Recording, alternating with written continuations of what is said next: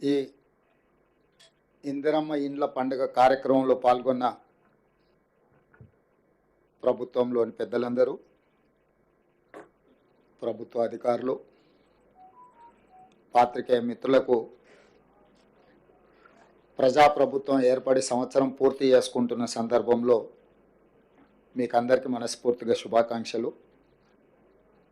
ఈ సంవత్సర పరిపాలనలో సహచార మంత్రివర్గ సభ్యులు,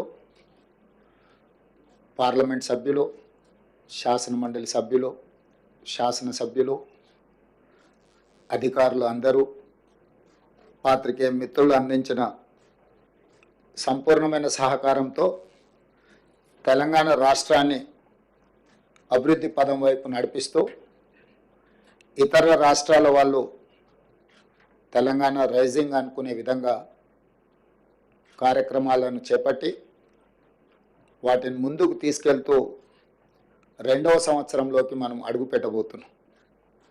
ఈ రెండవ సంవత్సరంలోకి అడుగుపెట్టే సందర్భంగా తండాలలో, గూడాలలో, మారుమూల పల్లెల్లో, పట్టణ ప్రాంతంలోని బస్తీలలో ఉండే పేదవాళ్లకు ఆత్మగౌరవంతో బ్రతకడం అనేది ఒక కళ. ఈ కళను ఈనాడు కాదు, ఆనాడే శ్రీమతి ఇందిరమ్మ గుర్తించారు. అందుకే ఇందిరమ్మ రోటీ కప్డా ఔర్ మకాన్ ఈ నినాదంతో పేదరికాన్ని నిర్మూలించడం ద్వారా కూడు, గూడు, గుడ్డ ప్రతి వాళ్ళకు అందించాలన్న లక్ష్యంతో పాటు వ్యవసాయ భూమి ఆత్మగౌరవం, గ్రామంలో గుర్తింపు ప్రతి కుటుంబానికని గుర్తించి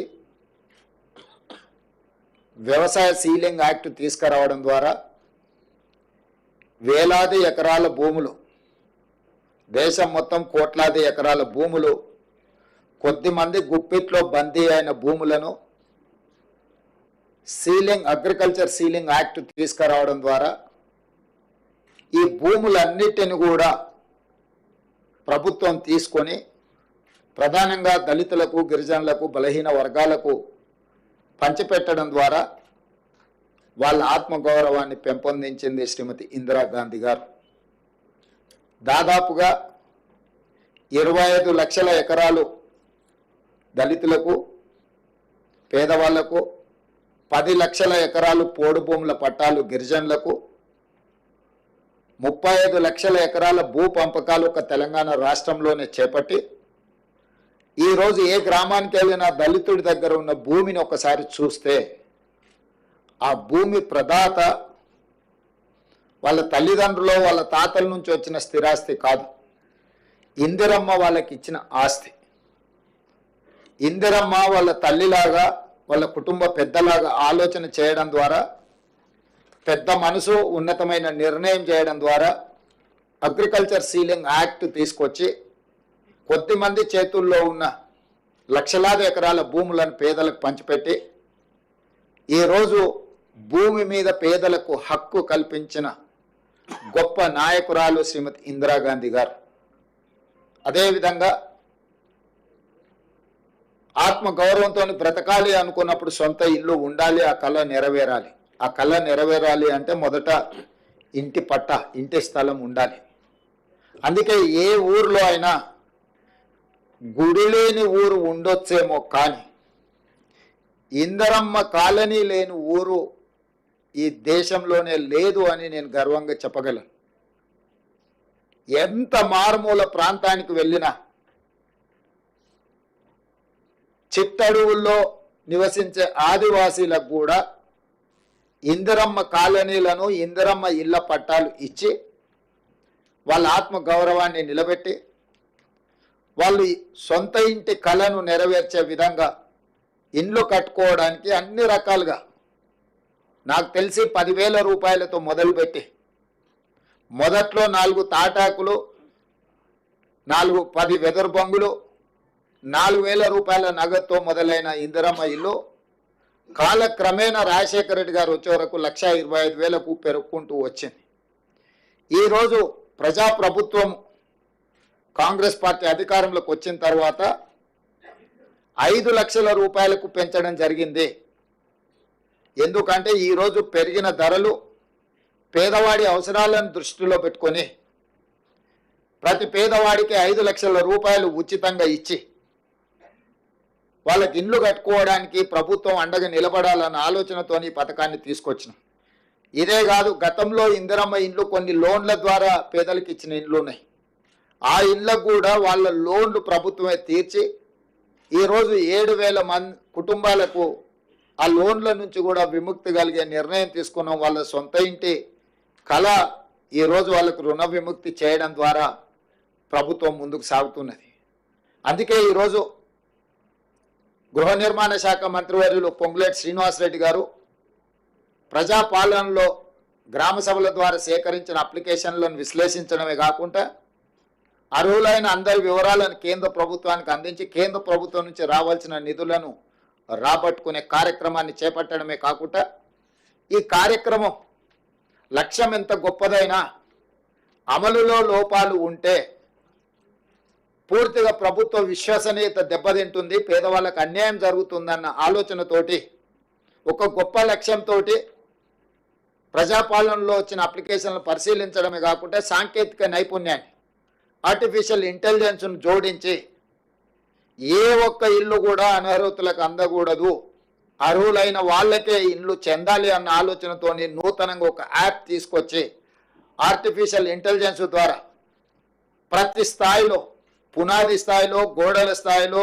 స్లాబ్ స్థాయిలో, ఇల్లు పూర్తి చేసుకునే స్థాయిలో ప్రతి స్థాయిలో సాంకేతిక నైపుణ్యంతో ఈ ఇళ్ల నిర్మాణ కార్యక్రమాన్ని చేపట్టడమే కాకుండా గతంలో చంద్రశేఖరరావు గారు గత ప్రభుత్వం రద్దు చేసిన హౌసింగ్ శాఖను పునరుద్ధరించడమే కాకుండా పూర్తి స్థాయిలో సిబ్బందిని నియమించి క్షేత్రస్థాయిలో పరిశీలన చేసుకుంటూ పర్యవేక్షణలో ఈ కార్యక్రమాన్ని ముందుకు తీసుకెళ్లాలని చెప్పి ఈరోజు ప్రభుత్వం నిర్ణయం తీసుకొని యాప్ని ఈరోజు రిలీజ్ చేయడమే కాకుండా విధి విధానాలను కూడా సరళీకృతం చేసి, ఎందుకంటే ఎక్కడైనా ఎవరైనా ఆర్థిక ఏదైనా అప్పు సప్పు చేసి కుటుంబంలో 2-3 ఉంటే ఇంకా కొంచెం మంచిగా కట్టుకోవాలనుకున్నప్పుడు వాళ్ళకు వెసులుబాటు ఇంటి స్థలం ఒకవేళ ఉంటే ప్రభుత్వం ఇచ్చే సంక్షేమ పథకంతో పాటు వాళ్ళు అదనంగా ఒక గది నిర్మించుకున్నా కూడా ఎలాంటి అభ్యంతరాలు పెట్టొద్దు, తద్వారా వాళ్ళు ఇంకా ఉన్నతంగా బ్రతకడానికి అవకాశం ఉంటుందని చెప్పి పేదలకు వెసులుబాటు కల్పించాలన్న ఆలోచన సూచన మా మంత్రి గారు చేయడంతో ఉప ముఖ్యమంత్రి గారు నేను కూడా ఇది మంచి సూచన అని చెప్పి వాటిని ఆమోదించడం జరిగింది. లేకపోతే ఈ నిబంధనలు పెడితే కింది స్థాయిలో తప్పిదం జరగడానికి కూడా కొంత అవకాశం ఉంటుంది. సో తప్పిదాలు జరగకుండా ఉండడానికి పేదలకు ఏది మేలు జరుగుతుందో పేదలకు న్యాయం చేయడానికి అవసరమైన అన్ని నిర్ణయాలు పారదర్శకంగా తీసుకోవాలనేది మా ప్రభుత్వం యొక్క ఆలోచన. ఆ ఆలోచనలో భాగంగా మొదటి సంవత్సరము ప్రతి నియోజకవర్గానికి 3,500 ఇండ్ల కేటాయింపులో భాగంగా 4,50,000 ఇండ్లకు 5 లక్షల రూపాయలతోని పరిపాలన అనుమతి ఇవ్వడం జరిగింది. ఈరోజు ఈ యాప్ను ప్రవేశపెట్టడం ద్వారా లబ్ధిదారుల ఎంపిక ప్రక్రియ పారదర్శకంగా సరళీకృతంగా జరగడానికి అవకాశం కలిగింది. అందుకే ఈరోజు తెలంగాణ పేదలందరికీ ఇది ఒక పండుగ. ఇందిరమ్మ రాజ్యంలో నిజంగా పేదలు ఇంటి ముందు వెలుగులతో పండుగ చేసుకునే సందర్భము. పెద్దలు అందుకే అన్నారు, ఇల్లు కట్టి చూడు పెళ్లి చేసి చూడు అని. ఇల్లు కట్టించే బాధ్యత మేం తీసుకుంటాము. ఇంట్లో యుక్త వయస్కు పెళ్లికి వచ్చిన వాళ్ళ బాధ్యతలు పెళ్లి చేసి ఆ కుటుంబ సభ్యులు తీసుకోవచ్చు. ఎందుకంటే ఈ ఇల్లు కట్టుకొని ఆత్మగౌరవంతో వారి ఇంటి ముందే వాళ్ళ పండుగ కార్యక్రమాలను చేపట్టుకోవడానికి ఇది అవకాశం ఇస్తుంది. అదేవిధంగా ఈరోజు మీరు అనుకోవచ్చు లబ్ధిదారులు చాలామంది ఉన్నారు, ఏ రకంగా ఎంపిక చేస్తారని. అత్యంత నిరుపేదలు మొదటి ప్రాధాన్యత. అత్యంత నిరుపేదల్లో దళితులు, గిరిజనులు, ఆదివాసీలు, వ్యవసాయ కూలీలు, పారిశుద్ధ్య కార్మికులు, దివ్యాంగులు, ట్రాన్స్జెండర్లు, నిరుపేదలే చాలామంది ఉన్నప్పుడు ఇందులో ప్రాధాన్యత దళితులు, గిరిజనులు, ఆదివాసీలు, వ్యవసాయ కూలీలు, పారిశుద్ధ్య కార్మికులు, దివ్యాంగులు, ట్రాన్స్జెండర్ వీళ్ళకి మొదటి ప్రాధాన్యత ఇవ్వడం జరుగుతుంది వరుస క్రమంలో. ఎందుకంటే ఒక ప్రాధాన్యత అంటూ లేకపోతే రాజకీయ పైరవీలకు ఒత్తిడికి అవకాశం ఉంటుంది. ఈ ప్రాధాన్యత క్రమంలో వీళ్ళకి కేటాయించడం జరుగుతుంది.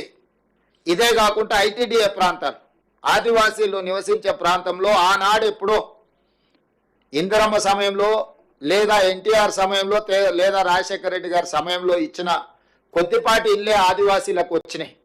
నేను ఆదిలాబాద్ ప్రాంతంలో గూడాలకు నేను వెళ్ళొచ్చిన, ఆదివాసీ గూడాల్లో నేను స్వయంగా పరిశీలించిన.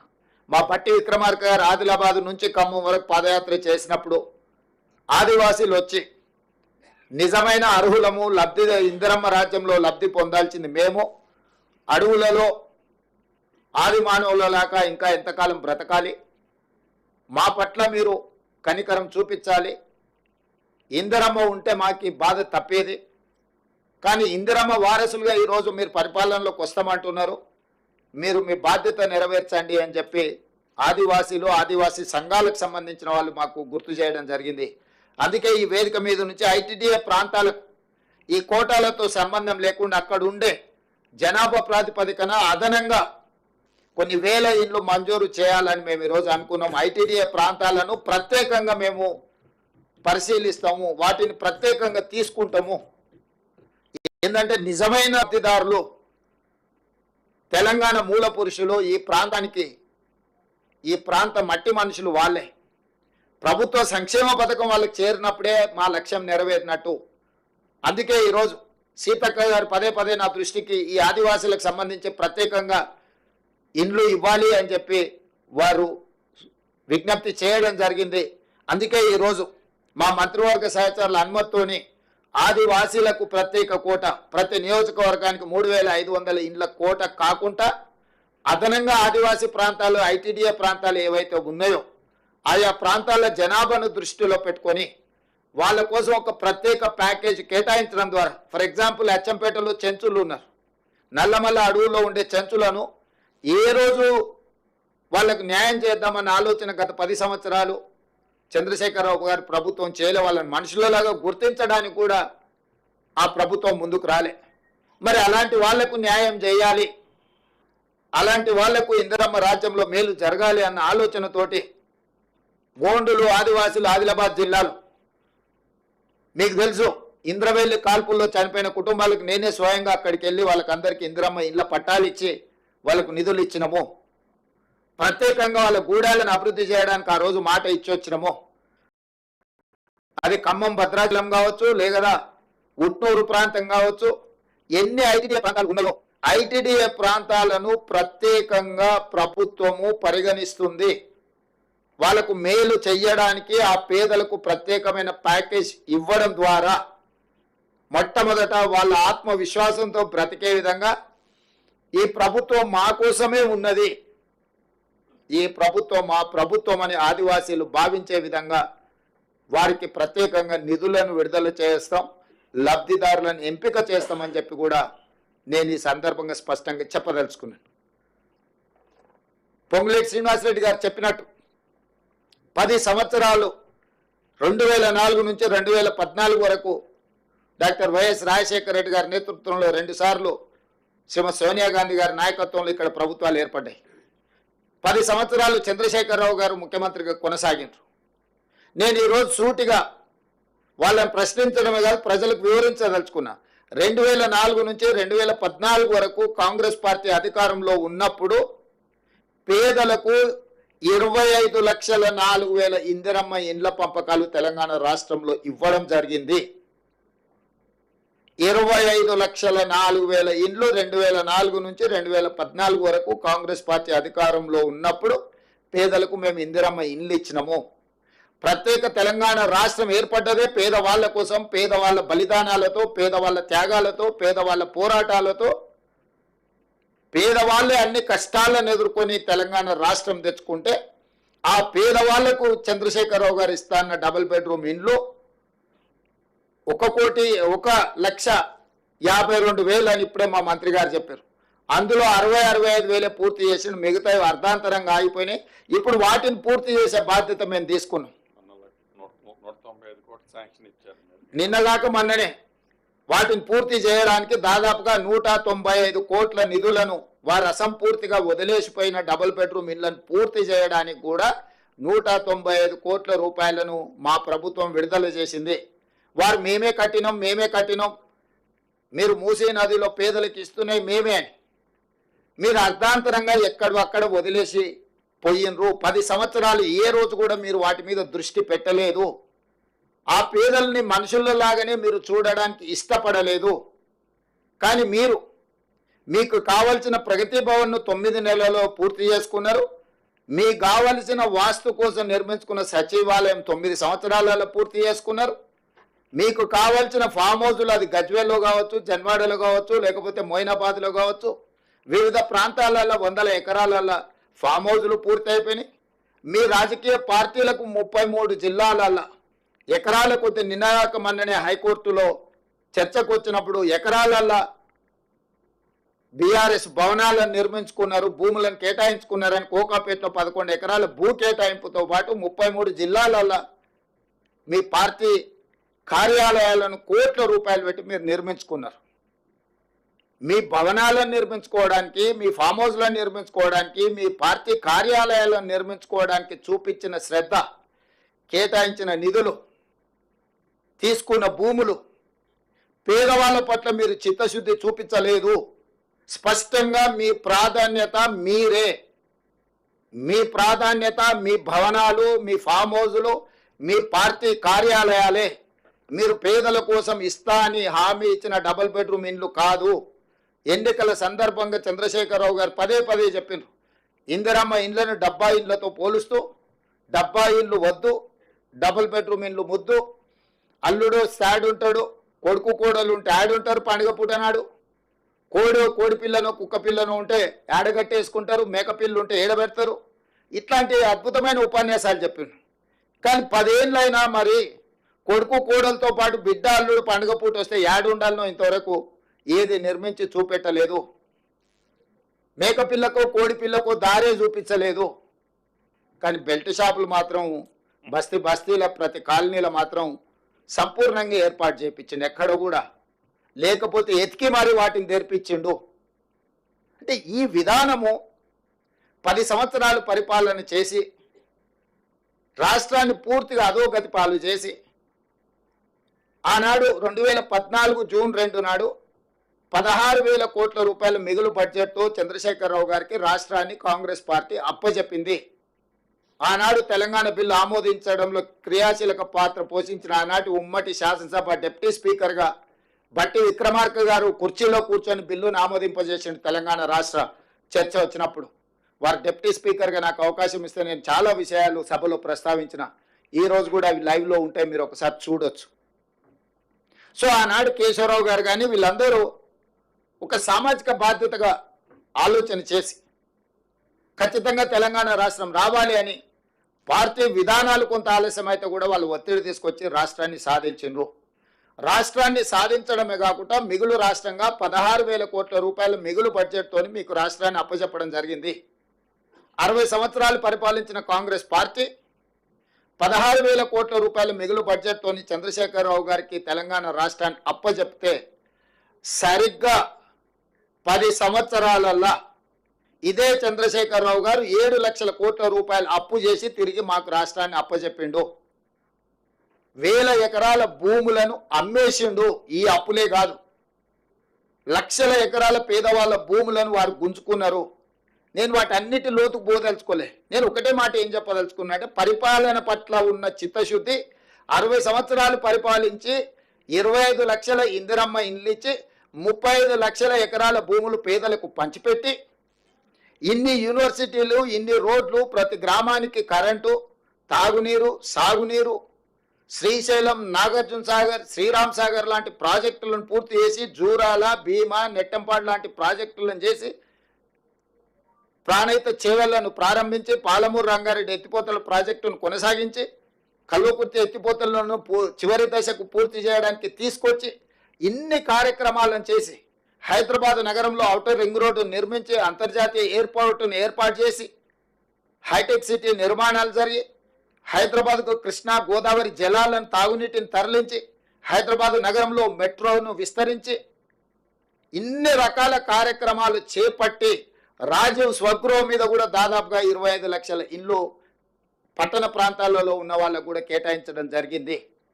ఇన్ని కార్యక్రమాలు, అభివృద్ధి కార్యక్రమాలు, సంక్షేమ పథకాలు, పెన్షన్స్ కావచ్చు, రాజీవ్ ఆరోగ్యశ్రీ కావచ్చు, ఫీజు రియంబర్స్మెంట్ కావచ్చు, ప్రతి విషయంలో సంక్షేమాన్ని, అభివృద్ధిని రెండు కళ్ళలాగా భావించి 60 సంవత్సరాలు పరిపాలించి జూన్ 2, 2014 నాడు 16,000 కోట్ల రూపాయల మిగులు బడ్జెట్తో చంద్రశేఖరరావు గారికి మేము అప్పగించడం జరిగింది.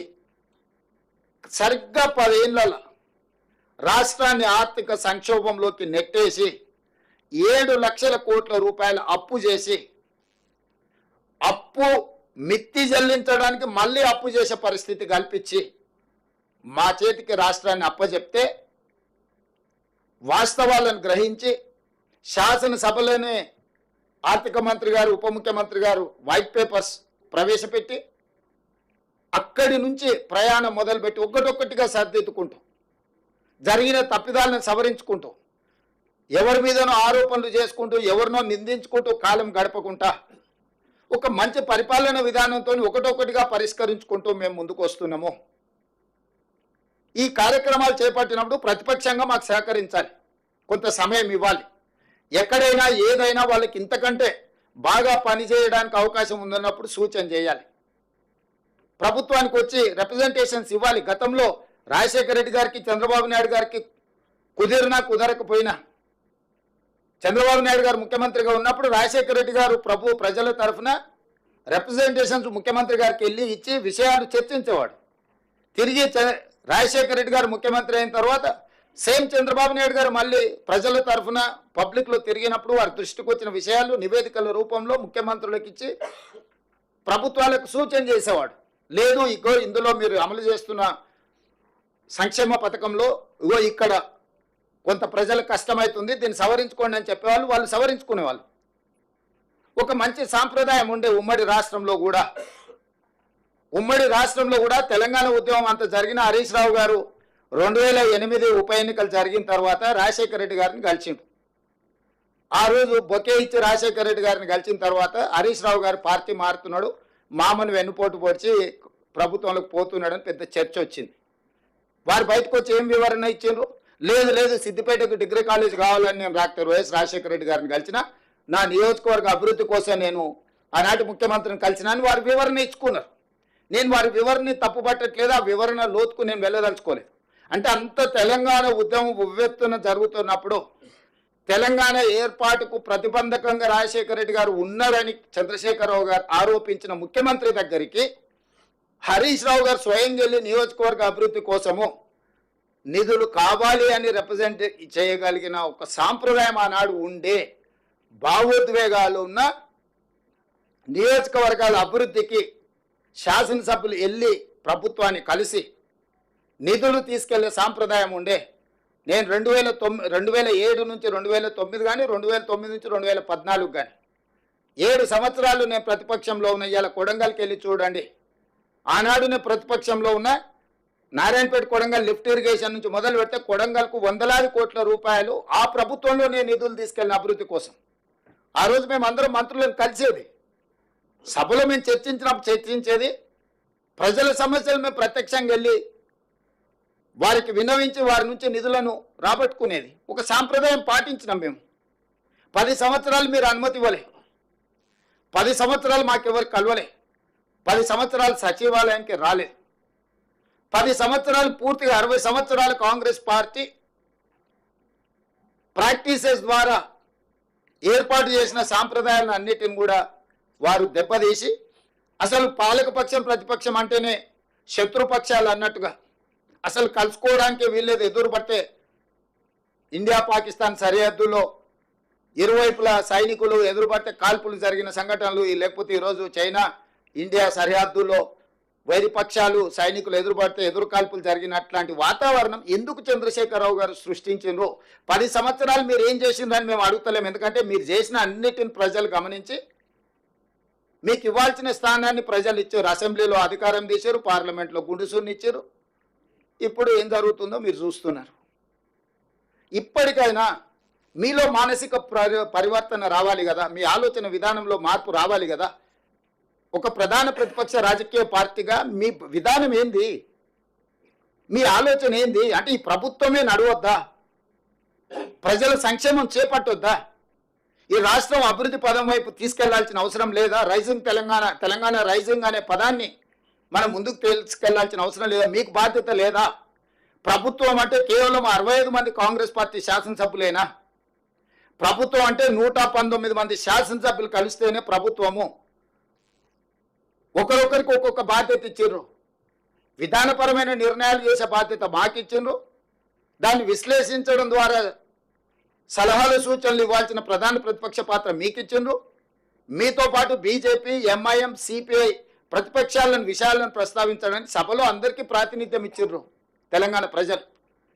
మన పాత్రలను మనం అందరం పోషిస్తేనే శాసనసభలో స్పీకర్కి right hand side treasury benches అంటే పాలకపక్షం ఉంటుంది, లెఫ్ట్ హ్యాండ్ సైడ్ ప్రతిపక్షం ఉంటుంది. These two are equal, these two are two eyes for speaker. పాలకపక్షంలో ముఖ్యమంత్రి గారికి ఎంత ప్రాధాన్యత ఉంటుందో ప్రతిపక్ష నాయకుడు కూడా అంతే ప్రాధాన్యత ఉంటుంది. అందుకే రైట్ హ్యాండ్ సైడ్ పాలకపక్షం కూర్చుంటే లెఫ్ట్ హ్యాండ్ సైడ్ ప్రతిపక్షం కూర్చుంటారు. ఎప్పుడు అడిగినా మైక్ ఇచ్చే సాంప్రదాయం ఉన్నది పాలకపక్షానికి, ప్రతిపక్షానికి.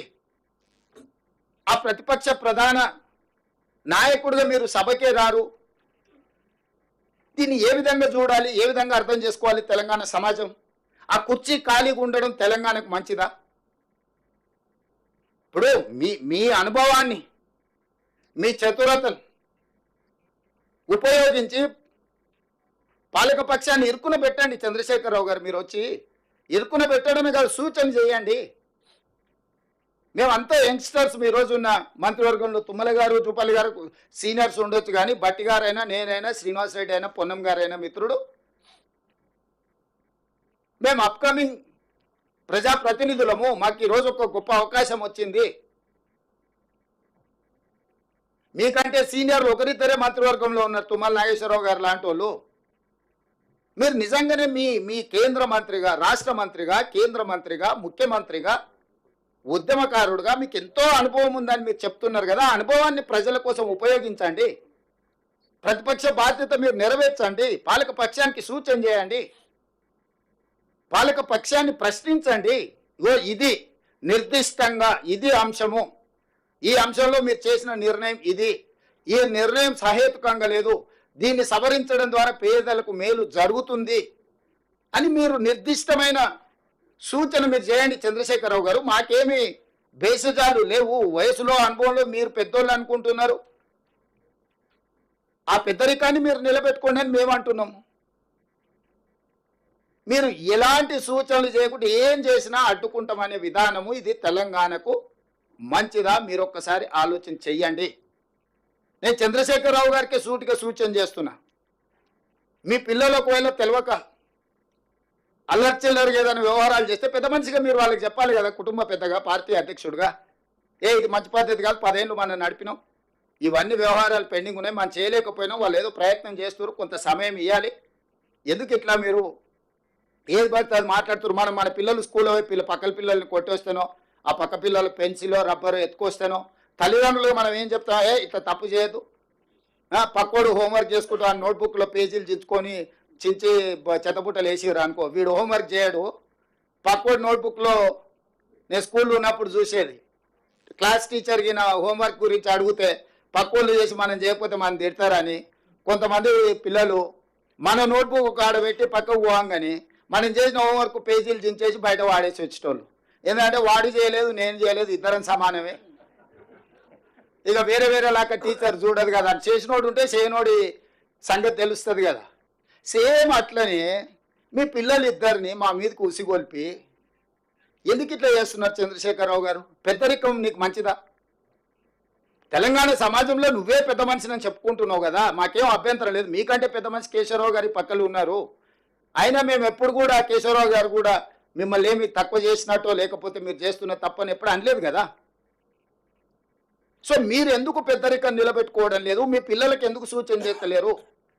మీ పిల్లలు ఏంది తులువ పనులు ఇవన్నీ? ఇట్లా తులువ పనులు చేసేటప్పుడు నియంత్రించాల్సిన బాధ్యత మీకు లేదా? నేను గతంలో కూడా చెప్పినా, మళ్ళీ చెప్తున్నా. రామాయణంలో విశ్వామిత్రుడు తపస్సు చేసినప్పుడు మారీచుడు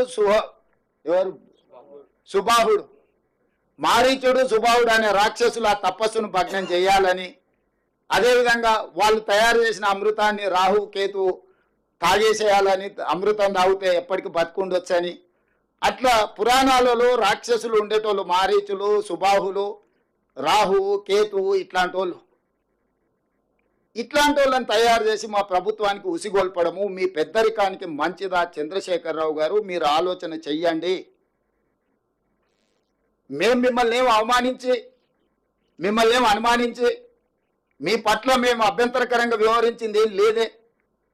రాష్ట్ర అవతరణ దినోత్సవానికి మా అధికారికంగా మేము ప్రోటోకాల్ మిమ్మల్ని ఇన్వైట్ చేయడానికి వచ్చినాం. రేపు డిసెంబర్ 9 నాడు తెలంగాణ తల్లి విగ్రహావిష్కరణ ఉంది సచివాలయంలో. మా హైదరాబాద్ ఇన్ఛార్జ్ మినిస్టర్ పొన్నం ప్రభాకర్ గారు, ఇతర శాసనసభ్యులు స్వయంగా వెళ్ళి ప్రధాన ప్రతిపక్ష నాయకుని ఆ కార్యక్రమానికి ఆహ్వానిస్తారు. మీరు రాండి. ఇది మనందరం కలిసి చేసుకునే పండగ, మనందరం కలిసికట్టుగా ఉన్నామని కనిపించే పండుగ. తమిళనాడు ఒకసారి చూడండి, ఎన్ని రాజకీయాల్లో ఉన్నా స్టేట్ ఇష్యూ వస్తే తమిళనాడులో ఉండే 39 మంది ఎంపీలు ఒక్కటై ఢిల్లీ మీద కొట్లాడి ఆ రాష్ట్రానికి రావాల్సిన నిధులు, జల్లికట్టు వాళ్ళ సాంప్రదాయబద్ధమైన ఒక అంశం వచ్చినప్పుడు మూకుమ్మడిగా అందరు ఏకమై నించొని నిలబడి కొట్లాడి తమిళనాడు వాళ్ళకి కావాల్సినవి రాబట్టుకుంటున్నారు. ఆ స్ఫూర్తి తెలంగాణలో ఎందుకు కొరవడుతుంది? పార్లమెంటు సమావేశాలు వచ్చినప్పుడు ప్రతిపక్ష నాయకుడిగా మీరు కూడా రాండి, మన ఎంపీలకు దిశ నిర్దేశించేద్దాం. 17 మంది లోక్సభ సభ్యులు, 7 మంది రాజ్యసభ సభ్యులు, 24 మంది సభ్యులకు మనం ఒక ఎజెండా ఇచ్చి కేంద్ర ప్రభుత్వంతో రాబట్టుకోవాల్సిన నిధుల కోసం ఒక మంచి సాంప్రదాయాన్ని నెలకొల్పుదాం. చంద్రశేఖరరావు గారు, మీకు మేము నచ్చినా నచ్చకపోయినా, మీరు ఇష్టపడకపోయినా, ఒకవేళ మీకు మనసులో బాధ దుఃఖం ఏదైనా ఉన్నా ప్రజలు ఒక తీర్పు ఇచ్చిండ్రు. ఈ ప్రజాస్వామ్యంలో ప్రజా తీర్పే గొప్పది. నిజాం మాత్రం ఇష్టపడి రాజ్యాన్ని భారత ప్రభుత్వానికి పండిత్ జవహర్లాల్ నెహ్రూ, వల్లభాయ్ పటేల్కి అప్పచెప్పిండా? నిజాం ఏమి ఇష్టపడలేదు కదా. ప్రజా తిరుగుబాటు వచ్చినప్పుడు, ప్రజలు స్వేచ్ఛ కోరుకున్నప్పుడు తప్పని పరిస్థితుల్లో తల ఒగ్గవలసిన పరిస్థితులు నిజాం ప్రభువుకే తప్పలేదు. ప్రపంచంలోనే ఆగర్భ శ్రీమంతుడు నిజాం, అత్యంత శక్తివంతుడు. అలాంటి నిజామే ప్రజా ఉద్యమం వచ్చినప్పుడు, సాయుధ రైతాంగ పోరాటం జరిగినప్పుడు నిజాం ప్రభువు గారే తల వంచి భారత ప్రభుత్వానికి తన రాజ్యాన్ని అప్పగించిన పరిస్థితి మనం కళ్ళతో చూసినాం. అదేం ఎప్పుడో జరిగింది కాదు. అట్లాంటిది తెలంగాణ రాష్ట్రంలో కూడా ప్రజలు ఒక తీర్పు ఇచ్చిండ్రు. ఆ తీర్పును మీరు గౌరవించాలి కదా. 5 సంవత్సరాల కోసం ఎన్నుకున్న ప్రభుత్వము 6 నెలలు, మొదటి 6 నెలలు పార్లమెంట్ ఎన్నికల ఎలక్షన్ కోడే కదా. పెళ్ళైన అల్లుడికి ఆషాఢ మాసం అడ్డం వస్తే అత్తగారింటికి పోగలుగుతాడే? కొత్త అల్లుడు, మీరు అందరూ కొత్త అల్లుల్లో ఈ సమస్య ఎదుర్కొనే ఉంటారు కదా. కొత్తగా పెళ్ళైన అల్లుడు వాళ్ళు ఎంత కట్నకానుకలు ఇచ్చి పెళ్లి చేసినా ఆషాఢ మాసంలో అత్తగారింటికి పోలేని పరిస్థితి. అట్లనే మొదటి 6 నెలలు ఎలక్షన్ కోడ్ వల్ల నేను మా బట్టన్న సచివాలయానికి రానేలేదు. ఎన్నికల కోడ్తో పరిపాలన మీద మేము దృష్టి పెట్టడానికి లేకుండా పోయింది, అధికారులను పిలిచి సమీక్షించడానికి వీళ్ళు లేకుండా పోయింది. ఈ 5 నెలలే కదా మేము పరిపాలనలో కుదురుకొని నిర్ణయాలు తీసుకొని పరిపాలన గాడిలో పెట్టి ముందుకు తీసుకెళ్తున్నాం కదా. ఈ మాత్రం కూడా చంద్రశేఖరరావు గారికి అవగాహన లేదా? హరీష్కు, కేటీఆర్కు లేకపోవచ్చు. ఎందుకంటే వాళ్ళకు చిన్నపిల్లల మనస్తత్వం, అవతల దగ్గర మంచి ఆడబొమ్మ ఉంటే మన దగ్గర లేదంటే దాన్ని ఇరగొట్టాలన్న ఆలోచన పిల్లలలో ఒక చిన్న తెలియని సాడిస్టిక్ ప్లెజర్ ఉంటుంది. మీరు పార్కులలో పోయి చూస్తే తెలుస్తుంది. లేకపోతే స్కూల్లో పిల్లల దగ్గర మన పక్కోడి దగ్గర మంచి ఆటబొమ్మ ఉంటే వీడు దాన్ని గుంజుకోనికి ట్రై చేస్తాడు, వాడు ఇవ్వకపోతే వీడు దాన్ని పలగొట్టి వెళ్ళిపోతాడు. ఎందుకంటే నా దగ్గర లేదు వాళ్ళ దగ్గర ఎందుకు ఉండాలని. హరీష్కు, కేటీఆర్ గారికి సాడిస్టిక్ ప్లెజర్ ఉండొచ్చు. మాకు లేని అధికారం వీళ్ళ దగ్గర ఎందుకు ఉండాలి, బట్టి గారి దగ్గర ఎందుకు ఉండాలి, రేవంత్ రెడ్డి దగ్గర ఎందుకు ఉండాలి, పొంగులేటి శ్రీనివాస్ రెడ్డి దగ్గర ఎందుకు ఉండాలి? ఉండొద్దు. దాన్ని ఎట్లో గట్ల ఇరగొడదామో పలగొడదామో అని వారికి ఆలోచన ఉండొచ్చు. ఎందుకంటే అట్లాంటి దుందుడుకు స్వభావం ఒక వయసులో ఉంటుంది.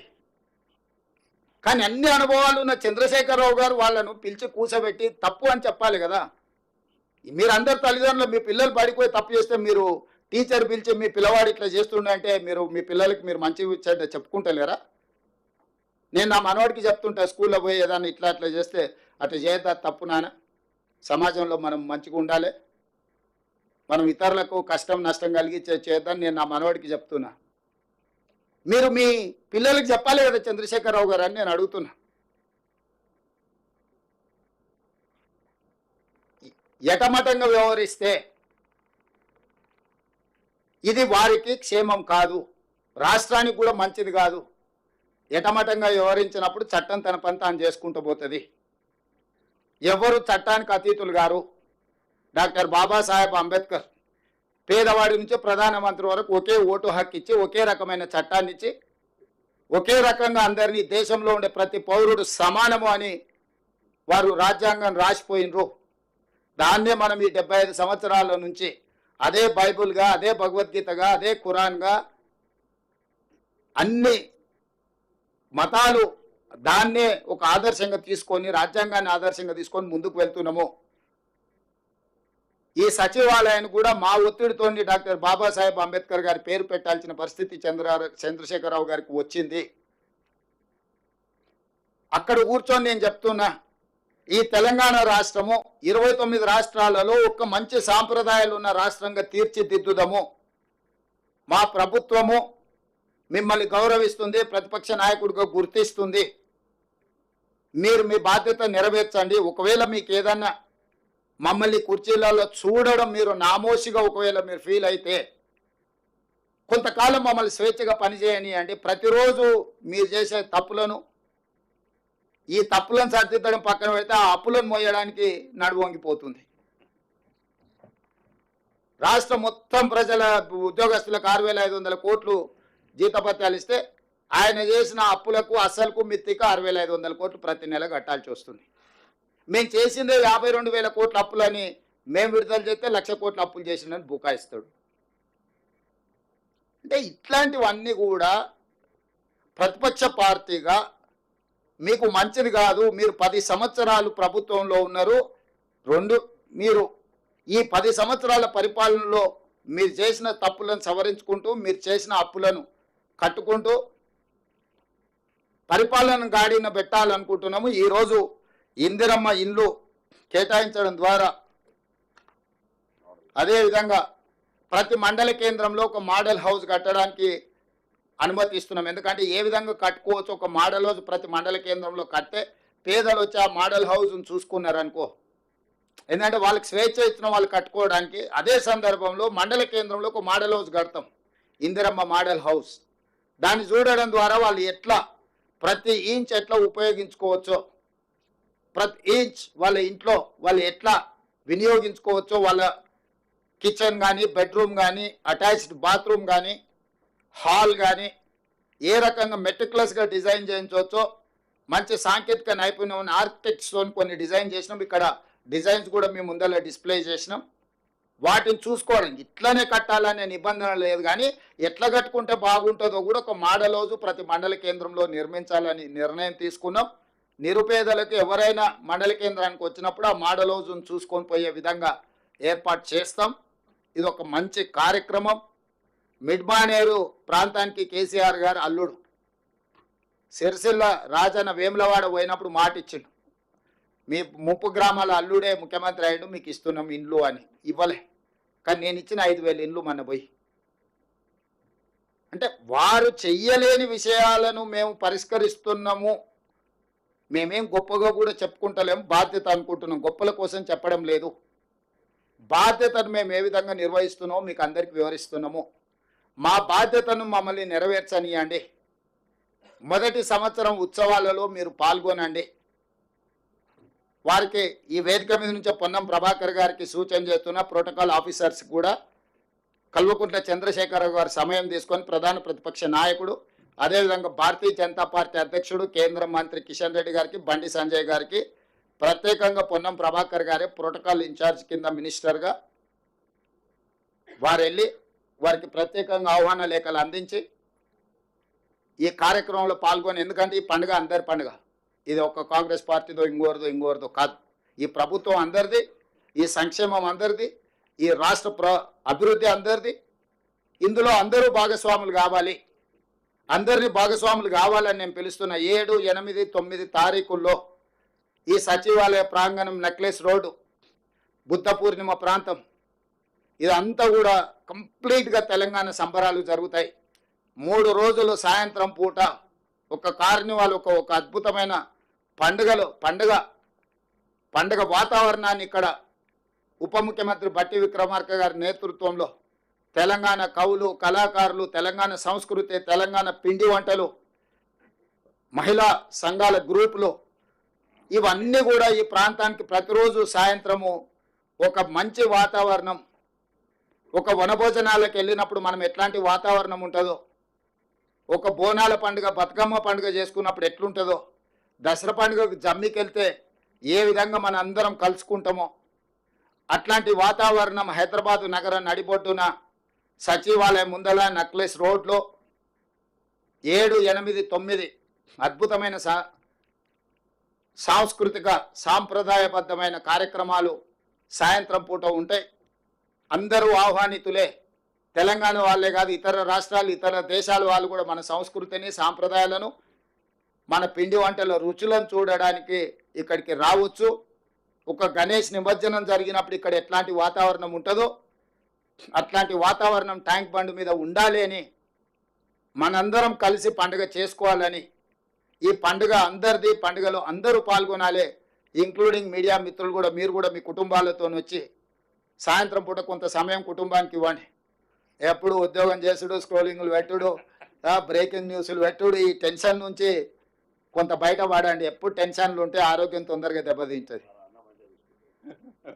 వాళ్ళ కోసం కూడా ప్రత్యేకంగా కొంచెం ఏర్పాట్లు, ఒక ఏమంటారు, ఒక బాక్స్, అదే ఐఎన్పిఆర్, ఒక సపరేట్ ఎంక్లోజర్ మీడియా మిత్రులకు కూడా సపరేట్గా పెట్టి, వాళ్ళ కుటుంబాలు వచ్చినప్పుడు వాళ్ళ కుటుంబాలకు కొంత భోజనం, కొంత వాళ్ళ పిల్లలతో వచ్చి ఉండేటట్టు ఒక ఎంక్లోజర్ పెట్టి వాళ్ళ కోసం కూడా ఒక ప్రత్యేకమైన ఏర్పాట్లు. ఎందుకంటే తెలంగాణ ఉద్యమంలో వాళ్ళు చాలా చాలా క్రియాశీలక పాత్ర పోషించారు. కాబట్టి ఆ పాత్ర ఈరోజు మీకు నిజంగా ఆ పండుగ మీ కళ్ళల్లో చూడాలని మేము అనుకుంటున్నాం.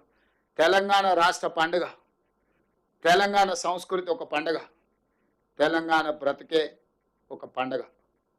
దీంట్లో మీరందరూ భాగస్వాములు కావాలి. ఈ పండుగ సందర్భంలో ఒక మంచి వాతావరణం సృష్టించడానికి మీ వైపు నుంచి సహకారం ఉండాలి. ఇంకా 4 సంవత్సరాలు ఉంది. ఏమైనా విషయాలు ఉంటే చర్చించుకుందాం. 9 తారీఖు తర్వాత అసెంబ్లీ ఉంటుంది. అసెంబ్లీలో కూడా చర్చలు చేసుకుందాం, సమస్యలను పరిష్కరించుకుందాం. అన్ని రకాలుగా మీ అందరి సహకారాన్ని కోరుకుంటూ ఈ ఇందిరమ్మ ఇండ్లు గ్రామాలలో పండుగ చేసుకోవాల్సిందిగా కోరుకుంటూ మీ అందరి దగ్గర సెలవు తీసుకుంటున్నాను.